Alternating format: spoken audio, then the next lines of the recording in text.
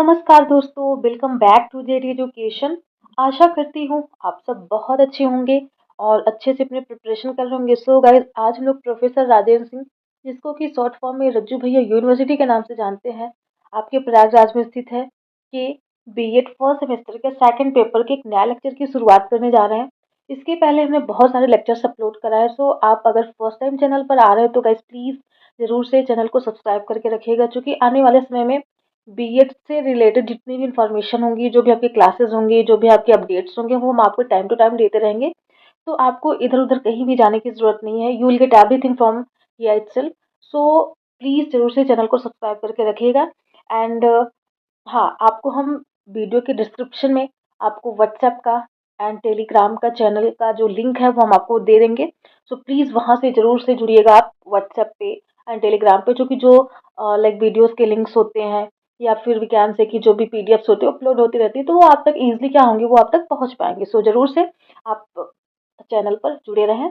So before starting the lecture I want to say कि thank you so much guys, thank you so much because you guys supporting too much. Thanks for your love and your support. तो ऐसे ही support करते रहें, हम एक दूसरे का support करेंगे तभी आगे बढ़ सकते हैं। So thank you so much. So आइए हम लोग अपने लेक्चर की शुरुआत करते हैं। तो आज का जो आपका टॉपिक है वो मैक्सिम्स ऑफ टीचिंग में शिक्षण के सूत्र। शिक्षण के सूत्र क्या है क्या नहीं है, तो इसको हम लोग समझने की कोशिश करते हैं। सो बिना किसी डिले के हम लोग अपने लेक्चर की शुरुआत करते हैं। तो आइए हम लोग अपने टॉपिक की शुरुआत करते हैं। तो सबसे पहला क्या है आपका कि शिक्षण के सूत्र। मीन्स ये शिक्षण के सूत्र हैं क्या, जिसको कि इंग्लिश में मैक्सिम्स ऑफ टीचिंग कहते हैं। हम लोग इसको समझने की कोशिश करते हैं। अब शिक्षण के सूत्र वे नियम है या सिद्धांत है जिनके आधार पर शिक्षक अपनी शिक्षण प्रक्रिया को प्रभावी बनाता है। ये बताते हैं कि विद्यार्थियों को किस क्रम में और कैसे पढ़ाया जाए। इनका उद्देश्य शिक्षण को रोचक, सरल एवं जीवनोपयोगी बनाता है, जो कि निम्नांकित है। मीन्स एक जो शिक्षण का सूत्र होता है ना, किसी का एक प्रकार से रूल होता है, एक नियम होता है, एक सिद्धांत होता है, जो हमें यह बताता है कि एक टीचर को अपनी टीचिंग प्रक्रिया को कैसे इफेक्टिव बना सकते हैं। How to make our teaching more effective point of view, मतलब स्टूडेंट के पॉइंट ऑफ व्यू से कैसे इसको मोस्टली इफेक्टिव बना सकते हैं कि जो बच्चों के लिए रिलेवेंट हो, लाइक बच्चों से रिलेवेंट हो, जो बच्चों के लिए अप्रोप्रिएटली 100% वर्क करे। ये बताते हैं कि विद्यार्थियों को किस क्रम में और कैसे पढ़ाएं, like how to teach like systematically. इसके बारे में बात करते हैं। इनका उद्देश्य शिक्षण को रोचक, सरल एवं जीवनोपयोगी, मीन्स कॉम्प्लेक्स से कॉम्प्लेक्स टॉपिक को इजी वे में कैसे वो बच्चों तक डिलीवर कर पाए। कुल मिलाकर के टीचिंग के यही सूत्र है, यही है। अगर हम लोग इंग्लिश में बात करें, इट्स सिंपल यूनिवर्सल प्रिंसिपल है या फिर रूल है, जो कि क्या करते हैं, टीचर को गाइड करता है to making the teaching learning process easy. कि लर्निंग प्रोसेस को बच्चों के पॉइंट ऑफ व्यू से लर्निंग प्रोसेस को हम कैसे इजी बना सकते हैं, इफेक्टिव कैसे बना सकते हैं, मीन्स प्रभावी and understandable for student. Student के लाइक पॉइंट ऑफ व्यू से उसको हम कैसे समझा सकते हैं, कैसे उसको बच्चे समझ सकते हैं ना। तो these maxims of teaching helps a teacher decide how to teach, like कैसे पढ़ाया जाए, या फिर व्हाट मेथड टू यूज, मतलब कौन सा विधि, कौन सा तरीका, कौन सी टेक्निक अपनाई जाए बच्चों को पढ़ाने में। हाउ टू प्रेजेंट कंटेंट, मतलब जो हमारा कंटेंट होता है, जो हमारी विषय वस्तु होती है, हम उसको बच्चों के सामने कैसे रिप्रेजेंट करें in a natural, logical and student friendly way. Like naturally, प्राकृतिक तरीके से, उसमें कोई दिखावा, कोई बनावटी नहीं होनी चाहिए, जो बच्चों को क्या हो, अच्छे से समझ पाए। तो ये होता है गाइज आपका मैक्सिम्स ऑफ टीचिंग इज, कि हम कैसे बच्चों को सिखा सकते हैं, कैसे पढ़ा सकते हैं। तो इसमें जो सबसे पहला, इसके टोटल 11 से 12 बताए गए हैं जो रूल्स हैं। सबसे पहला आपका कौन सा है, वो है from known to unknown. Means ज्ञात से अज्ञात की ओर। मीन्स जो छात्र जानते हैं उसी से नई चीज जोड़कर पढ़ाए। मतलब जो बच्चों को पता होता है पहले से, उसको लाइक उसके साथ साथ जो पता होता है उसको तो समझा ले, बट उसके बाद हम नई चीजों को बताएं। फॉर एग्जाम्पल, जैसे हम लोग इसको इंग्लिश समझे, मतलब ये ऐसा होता है नोन टू अननोन, कि टीचर शुड स्टार्ट टीचिंग, मतलब एक टीचर को अपनी टीचिंग स्टार्ट करनी चाहिए कैसे, with what the student already knows familiar concept, मतलब जो बच्चों को पता होता है। देन उसके बाद gradually moves towards what the student does not know, यानी कि न्यू कॉन्सेप्ट, यानी कि देखो पहले तो हमें स्टार्ट करना है कि जो बच्चे ऑलरेडी जानते हैं, देन उसके बाद हमें कहाँ पे जाना है कि जहाँ पर वो नहीं जानते, फिर उसके साथ उसको कनेक्ट करके हम बताएं। फॉर एग्जाम्पल, अगर स्टूडेंट डोमेस्टिक एनिमल के बारे में जानता है ना, डोमेस्टिक, तो उसके बाद एक टीचर का यही रिस्पॉन्सिबिलिटी थी कि उसको इंट्रोड्यूस करके फिर एक उसको वाइल्ड एनिमल के बारे में समझाए। तो ये होगा आपका from known to unknown. I hope आपको ये समझ में आ गया होगा। अब हम लोग नेक्स्ट की बात करते हैं, जो आपका नेक्स्ट है फ्रॉम सिंपल टू कॉम्प्लेक्स। इसका मतलब क्या है? सरल से जटिल की ओर। हम लोग इसको समझने की कोशिश करते हैं कि क्या है क्या नहीं है। पहले आसान बातें सिखाएं, मतलब बच्चों को पहले आसान, देन उसके बाद हमें फिर कठिन विषय को समझाएं। जैसे पहले हमें 1 2 3 4 5 6 7, लाइक हम पहले काउंटिंग सिखाते हैं, देन हम टेबल सिखाते हैं, देन हम एडिशन सब्सट्रैक्शन मल्टीप्लिकेशन। तो इस तरीके से हम वन बाय वन क्या करते हैं, पहले सिंपल फिर उसके बाद कॉम्प्लेक्स। मीन्स अगर हम लोग इसको इंग्लिश में समझने की बात करें तो teacher should begin with the easy easy topic, basics and similar concept, simpler concept. पहले हमें इजी बेसिक सिंपल जो ऐसे कॉन्सेप्ट्स होते हैं उसके बारे में बच्चों को क्या करें, हम इंट्रोड्यूस कराए। देन आफ्टर हम क्या कर सकते हैं, ग्रेजुअली मूव टूवर्ड्स, हम मूव कर सकते हैं, लाइक एक टीचर मूव कर सकता है difficult advance and complex concepts. मतलब जो थोड़ा से कठिन होते हैं, जो डिफिकल्ट होते हैं, जो एडवांस लेवल के कॉन्सेप्ट्स होते हैं, फिर उस पे हमें मूव करना चाहिए। तो ये रहा हमारा simple to complex. For example, before teaching multiplication, मतलब मल्टीप्लिकेशन को टीच करने से पहले हमें बच्चों को addition subtraction table and counting ये सारी चीजें सिखानी चाहिए। तो ये रहा आपका फ्रॉम सिंपल टू कॉम्प्लेक्स। अब हम लोग नेक्स्ट की अगर बात करते हैं गाइस, तो नेक्स्ट आपका क्या है, फ्रॉम कॉन्क्रीट टू अब्स्ट्रैक्ट। हम लोग इसको समझने की कोशिश करते हैं कि हाँ ये क्या है क्या नहीं है। चलिए, मतलब ठोस से अमूर्त की ओर। इसका क्या मतलब कि पहले वास्तविक वस्तुएं सिखाएं या फिर दिखाएं, फिर काल्पनात्मक अवधारणा मीन्स फिर उसके बाद हम काल्पनिक। जैसे इसमें होता क्या है कि teacher should first teach using real objects, pictures, models and practical examples. इसमें होता क्या है कि पहले हमें लाइक कोई पिक्चर है, जैसे अगर हम डॉग के बारे में बता रहे तो हमें क्या करना चाहिए, फिर डॉग को हमें वहां पर दिखाना चाहिए कि ले देखिए ये डॉग इतने इतने कलर के होते हैं, लाइक ब्लैक कलर के, व्हाइट कलर के, या फिर बोल सकते हैं कि इसका मिक्स होता है, और इसके ऐसे क्या होते हैं, इसकी टंग होती है, इसके ऐसे ईयर्स होते हैं, इनका ऐसे टंग होता है। तो मतलब हमें उसको, जैसे हम लोग क्या करते हैं, बच्चों को एक पिक्चर पूरी देते हैं, बच्चे उसको देखते हैं, फिर वो क्या करते हैं, उसको कैच करते हैं, देन उसके बाद हम अवधारणा बनाते हैं, मीन्स कल्पना करते हैं कि हाँ अगर ये चीज ऐसी तो ये ऐसी हो सकती है। उसके बाद क्या करते हैं कि after student understand these concrete experience, then teacher move to क्या, अब्स्ट्रैक्ट आइडियाज। लाइक फिर हमें इस तरीके से बच्चों को तैयार कर देना है कि वो क्या कर सके, वो माइंड में अब्स्ट्रैक्ट तरीके से सोच सके। तो ये रहा आपका फॉर एग्जाम्पल। जैसे अगर हम लोग बात करें तो before teaching the abstract concept numbers a teacher shows real object like apples sticks। Like जैसे हम बच्चों को क्या, हम नंबर सिखा रहे कि 1 2 3 4 5 6 7। तो उसके पहले लाइक हमने एप्पल ले लिया, हमने एक एप्पल को रखा बच्चों के सामने, एग्जाम्पल फॉर एग्जाम्पल। तो हमने उसको सिखाया कि ये एक एप्पल है तो इसको इस वजह से इसको 1 बोलेंगे। हमने 2 को रखा तो इसकी वजह से 2 बोलेंगे। अगर हमने 3 एप्पल को एक साथ में रखा तो हम उसको क्या बोलेंगे, उसको हम 3 एप्पल बोलेंगे। फिर अगर हमने 4 रखा तो फिर उसको हम 4 एप्पल। तो इस तरीके से उनको सिखा करके फिर उनके बाद आई मीन पहले उनको हम कॉन्क्रीट मतलब दिखाते हैं, फिर उनको हम एब्स्ट्रैक्ट उनकी यानी कि जो उनकी इमेजिनेशन होती है उस पर हम वर्क करते हैं। तो ये रहा आपका फ्रॉम कॉन्क्रीट टू एब्स्ट्रैक्ट। हम लोग नेक्स्ट की बात करते हैं।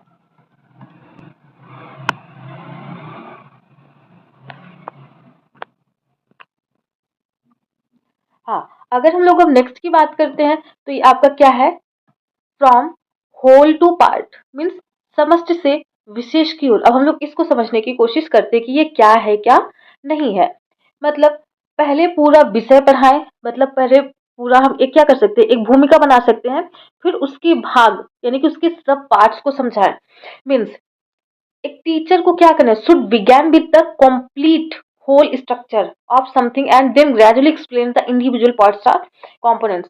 मीन्स पहले जैसे हम फॉर एग्जांपल लाइक एक एक एनिमल के या किसी ह्यूमन बींग्स के या फिर कोई भी लाइक एनिमल हो सकता है, कोई बर्ड हो सकता है, पहले हम उसको क्या उसकी पूरी स्ट्रक्चर बताया। जैसे फॉर एग्जांपल हम अगर ह्यूमन बींग्स की बात करें, ठीक, तो हमें पता है कि पूरी जो बॉडी होती है इसमें हाथ पैर, लाइक पूरी एक बॉडी को कैसे कहा जा सकता है कि ये कंप्लीट है। जब उसमें उसके सारे अंग जो भी उनके लाइक हैंड होते हैं, लेग्स होते हैं, हेड होते हैं, तो सब सब सब सब कुछ क्या होता है, अवेलेबल होता है। फिर हम उसके एक एक पार्ट को कवर करते हैं कि हमारे न्यूरॉन्स होते हैं, हमारे हॉर्मोन्स होते हैं, न्यूरोट्रांसमीटर्स होते हैं। फिर जैसे फॉर एग्जाम्पल अगर हम न्यूरॉन्स की बात करें तो पूरा स्ट्रक्चर होता है। तो न्यूरॉन्स को अगर बात करें तो वो तो पूरा होल हो गया, बट उसके पार्ट उसमें डेंड्राइट्स होता है, उसमें आपका सेल बॉडी होता है, उसमें आपका सोमा होता है, फिर उसके बाद आपका उसमें एक्सॉन होता है ना? तो ऐसे उसके सब पार्ट को हमें बताना होता है। तो इस तरीके से ये आपका हुआ from whole to part. I hope आपको समझ में आ रहा होगा। जैसे एक टीचर को क्या करना चाहिए, पहले उसको एक पूरे पैराग्राफ को क्या करना चाहिए, पढ़ के बताना चाहिए। फिर उसके बाद एक एक सेंटेंस को, एक एक वर्ड्स को क्या करना चाहिए, हमें बच्चों के सामने डिस्क्राइब करके रखना चाहिए। तो ये रहा आपका फ्रॉम होल टू पार्ट। हम लोग नेक्स्ट देखते हैं from particular to general, means विशेष से सामान्य की ओर। हम लोग इसको समझने की कोशिश करते हैं। हम्म, उदाहरण देकर सामान्य नियम निकालना, मीन्स कोई भी एग्जाम्पल देना, फिर उसके क्या करना है, सामान्य नियम निकालना। फॉर एग्जाम्पल जैसे हम लोग इसको इंग्लिश में अगर समझने की कोशिश करें तो teacher should start teaching with specific example, real cases और इंडिविजुअल सिचुएशन। मतलब किसी एक व्यक्ति की, एक इंडिविजुअल की, एक पर्सन की हम क्या करते हैं, एक एग्जाम्पल देते हैं।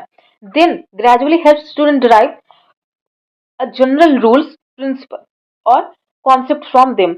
मतलब इसको हम एक प्रकार से इंडक्टिव मेथड भी बोल सकते हैं टीचिंग का। इसमें क्या होता है, जैसे a triangular is a closed figure with three slides. जैसे हम लोग क्या कर सकते हैं कि जैसे हमने बोला कि ये ट्रायंगुलर है,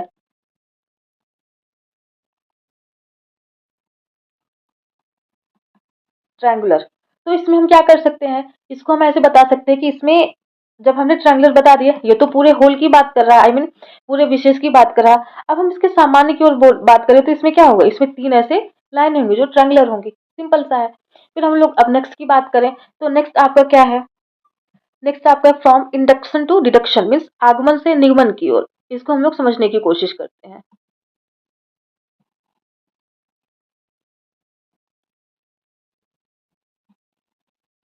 हाँ, तो इसमें पहले उदाहरण, फिर सिद्धांत, सिद्धांत फिर उदाहरण। मीन्स इसका क्या होता है कि अगर हम लोग बात इंडक्शन की करें, यानी कि इंडक्टिव मेथड की, तो should teacher should first help student discover a general rule और प्रिंसिपल थ्रू एग्जाम्पल।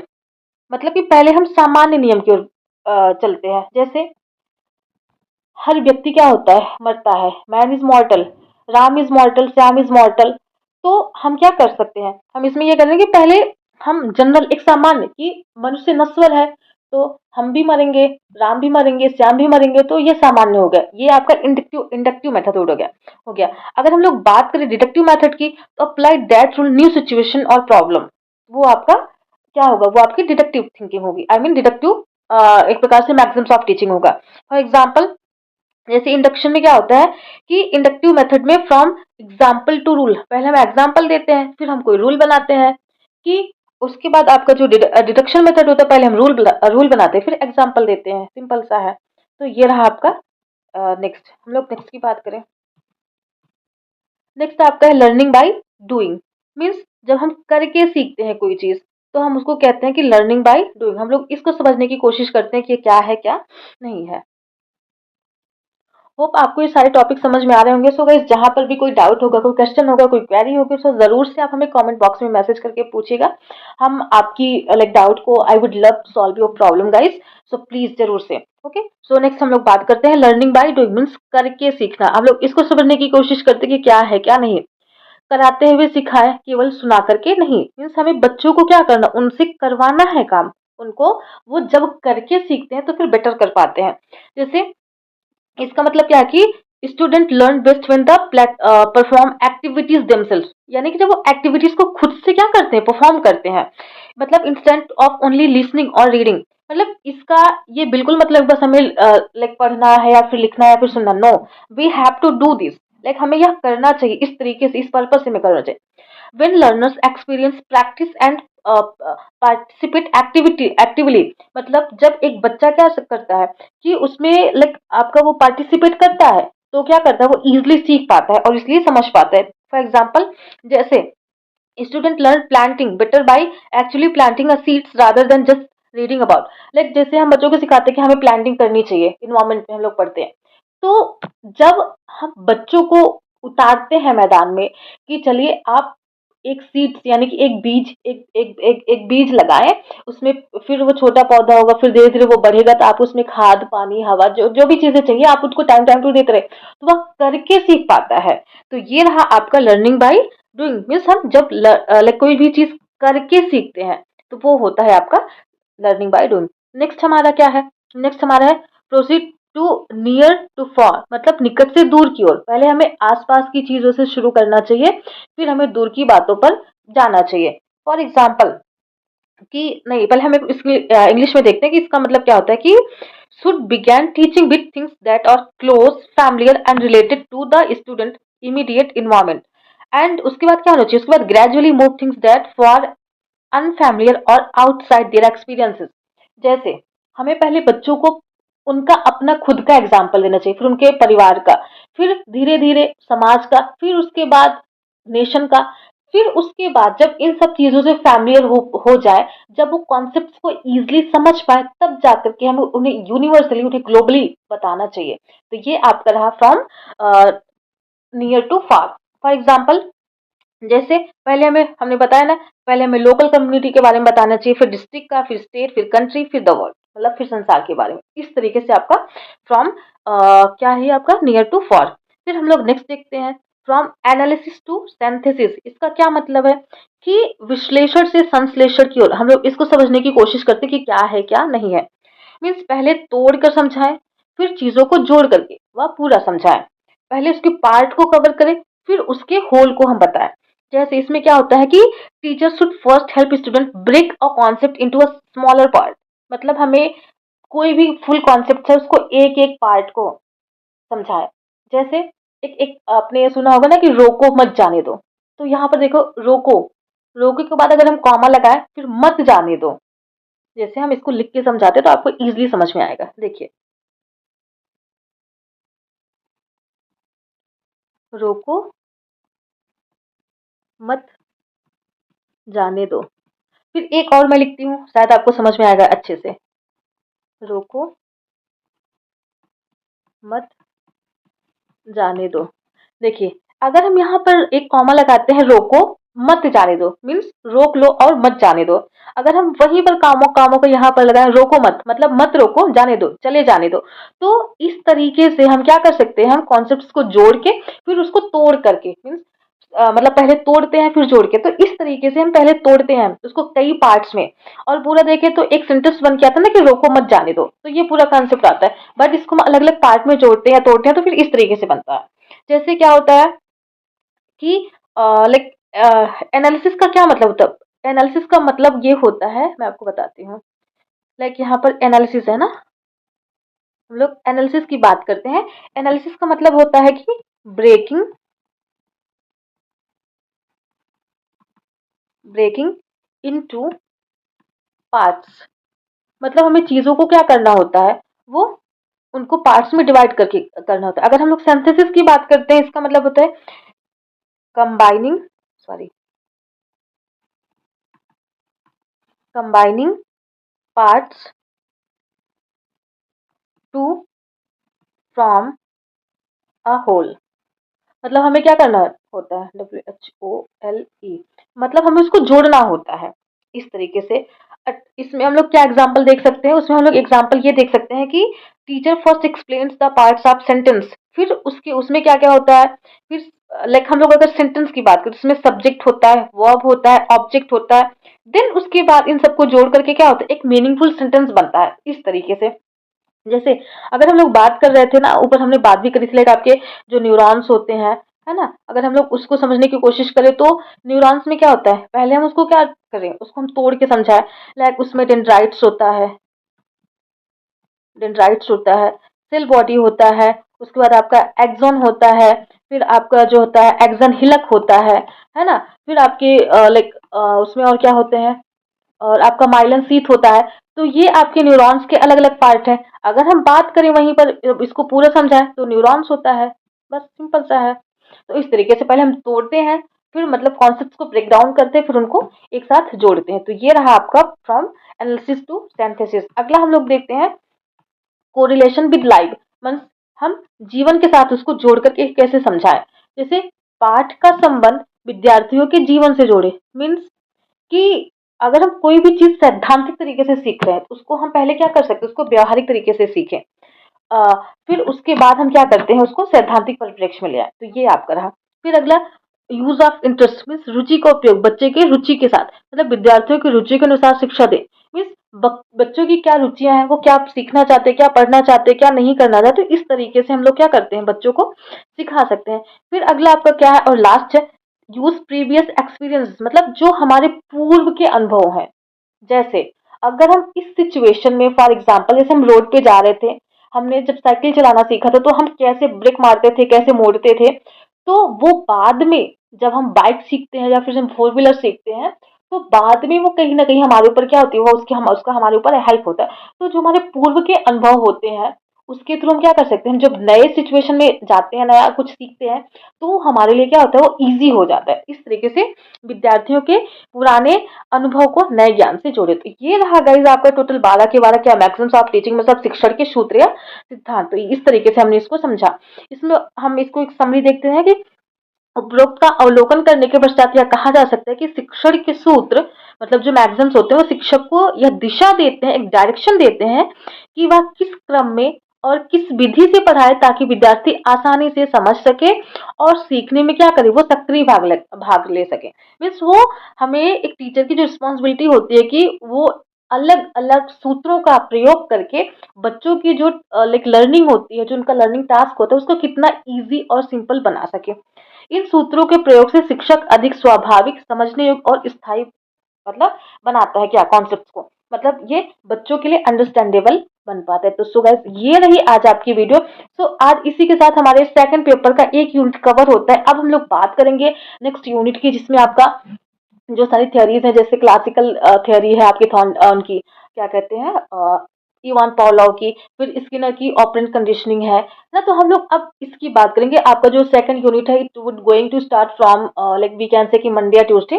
सो तब तक के लिए आप अपना ये जो फर्स्ट यूनिट है इसको कवर करिए, फिर हम लोग सेकंड की बात करते हैं। और हमारा जो first philosophical perspective of education, philosophical and sociological perspective of education, उसकी भी क्लासेस चल रही हैं, तो उसकी भी बहुत जल्दी एक यूनिट कवर हो जाएगी, फिर हम लोग सेकंड की बात करेंगे। तो ये रही आज आपकी क्लास। एंड हाँ, वांट टू से thank you guys, thank you so much, be happy and enjoy learning, yeah।